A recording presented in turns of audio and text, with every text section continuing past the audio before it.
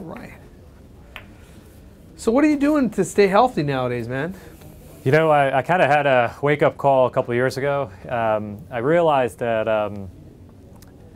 I used to take better care of myself, honestly, when I was in training than after I became an attending. I don't know if you noticed that when you were an early attending. Yeah, so, you know, I hate to say this, but I realized I'm not 25 anymore. Yeah. So when I was younger, I did some very heavy-duty, high-intensity interval training. Yeah. And I tried to do the same things, but when you got 2 kids and long hours, it's a lot harder. So, you know, to be honest, I changed the way I do things. You're up, man. So now I do a lot less high-intensity work. I just spend a little bit more time. I do, like, you know, 4 miles an hour, 7% incline, and you watch an hour of TV, you burn 500 calories. You break a sweat, and it's just a simple way to stay heart healthy. The other thing is, because it's not so intense, you don't mind doing it every night. I started slowly, and I started first with the diet stuff. I don't know how you think about that. Yeah, so for diet, one of the big changes that I've taken on and I actually really enjoy is I started doing some intermittent fasting. Yeah. And the way I started was on cath lab days, yeah. Right? You're super busy, you're in between patients, you're in between, you know, seeing family members. The day goes by so quickly. And I remember thinking to myself, that's the day I eat the most junk. Yeah. There's chips here, you go around in the control room. There's always sugar, too. There's sugar somewhere, always. There's donuts, somebody's bringing something in, there's baked cookies. I'm like, you know what, on cath lab days, I'm done. So what I do is I have some breakfast in the morning and then I don't eat for a dedicated number of hours per day. And usually what I try to do is leave myself 6 hours. And I found that tremendously useful. I lost a little weight, but it also teaches you a lot of discipline, man. Yeah. Yeah, I actually did some of the same things you mentioned when it comes to intermittent fasting on cath lab days. A little bit of a shifted deal where I would say if I'm in the cath lab, I'm hitting the ground running, you know, I'm there by 7 a.m. either way, so I'll just skip breakfast, and then my first meal isn't until around 1 p.m., somehow fit into between cases anyway.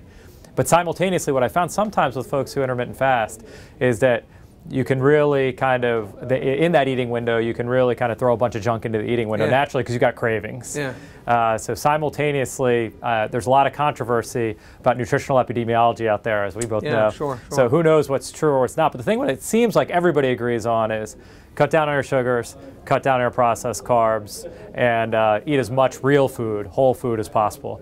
So I kind of follow those 3 principles with a little bit of what you said, and I noticed like very significant differences in terms of both how I felt, how I looked, how much I weighed, all those things kind of came And a to big play. change for me was getting a partner. I got my wife in on it. Yeah, I said, look, you know, we need to do this together. You know, we can't be having, you know, pasta every night or pasta whatever. I'm like, let's do this together. So what we did is we actually found these heart healthy salads that you can actually warm up. Yeah. So you know, it's not always cold every night. Yeah. And then we add a little bit of protein to it here and there and, you know, spice it up a little bit so that it's a little bit more, you know, can be cultural or ethnic. And we've been pretty good at it. It's very intimidating when you read things like I have to do all these things at once. So I think once you get started, you don't have to feel like it's so intimidating that you have to both intermittent fast and change your whole diet, give up everything. Just try adding one thing at a time, and then sometimes that'll be also a way that it won't seem like you're trying to conquer a mountain here. Yeah. Is what I noticed. There is success in moderation. When you get too polarized on either side, say, you know what, I'm not having any carbs for, you know, 10 weeks. The second day, I'm like, I can't do this. Yeah. Or you're like, you know what, I'm going to run 9 miles a day for the next 3 weeks and lose 10 pounds. You can't do it. But the moderate long game, it's a marathon, not a sprint. I mean, I think that's the way to go. What about the orthopedic stuff? Because that's the other thing that really hits us hard from a lifestyle standpoint. How do you avoid the orthopedic injuries of being standing up, in lead, plus running around? It's just, I mean, you know, I'll tell you, Jay, I was, the other day, I was like, man, are those varicose veins? Yeah. You know, it hits you. And before you know it, you have these things that you haven't recognized before. I could be better, but, you know, a few small adjustments that I've made and have been pretty good about is, one, I've got pressure socks, right? So, like, I actually pull these up to my knees, I bought them on Amazon. They give you like 6 to 8 psi, so you actually got some pressure. They were a little uncomfortable at the beginning, but I think they're helping. And at the end of the day, my legs feel a lot better. And then, honestly, take your lead off as soon as the case is done. Right. I mean, don't walk around the lab to go see family. It takes 2 seconds. Put it up, hang it up, and I think it'll do a lot of good for your back. I mean, you've seen how some of the senior guys are kind of hunched over, and I don't want to do that. Yeah, one of the things I notice is folks' bodies change over time, sometimes positively, sometimes getting slimmer and more cut up, sometimes the other way. But the key is, one thing I notice is you always have to have the lead that's completely fitting you at your time, where you are at that moment.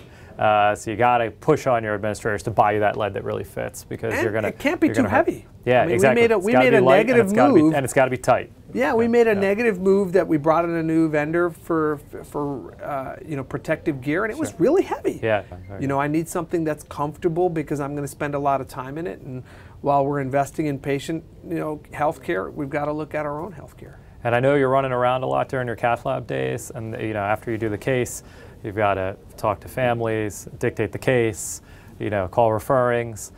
Depending, though, on what the turnaround time is in your lab, and depending how much work you've got to do on the floors, sometimes there still are, 15, 20 minutes left over that you find yourself just killing time surfing the internet. I found that using that 15 minutes to do a little stretching, a little yoga, a set of 20 push-ups, you can build that in. If you're in the lab 3 days a week, that is a way that you can kind of get in a position where you're kind of furthering that orthopedic stuff, and prevention of injuries is something that I've built in to kind of standardly in my cath lab days. I'm going to take you up on that tip, because sometimes you do get that few minutes, and maybe a little stretching that time I could certainly be better, and you can pretty much do push-ups anywhere. Exactly. Yeah.